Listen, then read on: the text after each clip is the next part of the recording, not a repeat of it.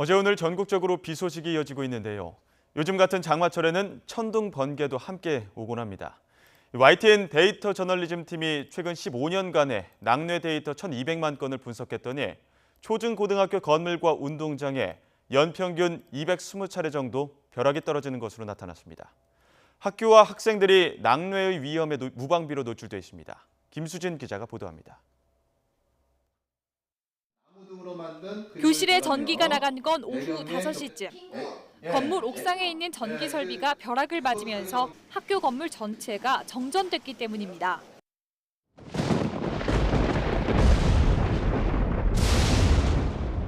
YTN 데이터 저널리즘 팀이 지난 2002년부터 올해까지 1,200만 건의 낙뢰 데이터 중에 학교에 벼락이 친 경우를 분석해봤습니다.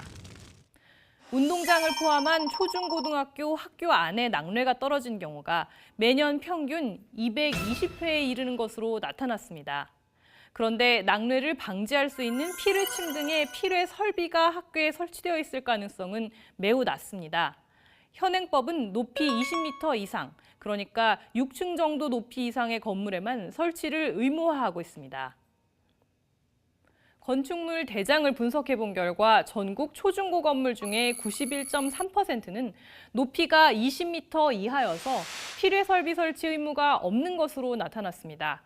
하지만 교육부와 지역교육청은 학교 피뢰 설비 설치 현황을 파악조차 하지 못하고 있습니다.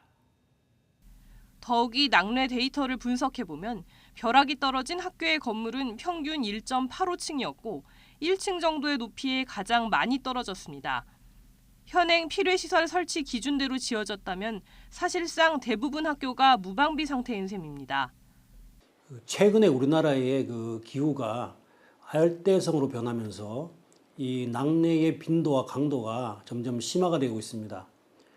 그런데 과거 기준으로 해가지고 높이가 높지 않다고 해가지고서 피뢰침을 설치하지 않아도 되는 이런 학교 시설 같은 경우가 이런 변화하는 낙뢰의 특성에 맞추지 못해가지고 현재 이제 이런 사각지대로 놓이게 되어 있는 실정입니다.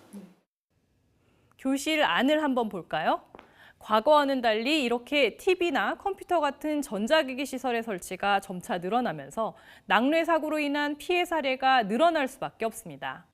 지난 5년 동안 전국 초중고 학교 건물에 일어난 화재 1,300여 건 중에는 낙뢰가 원인인 경우가 560여 건이었습니다. 전체 화재의 42%를 차지할 정도로 가장 많았습니다. 낙뢰로 인한 학교 건물 피해가 늘어나고 있고 실제 학생과 선생님의 인명피해도 우려되는 상황에서 실효성 있는 사전 예방책이 절실합니다. YTN 김수진입니다.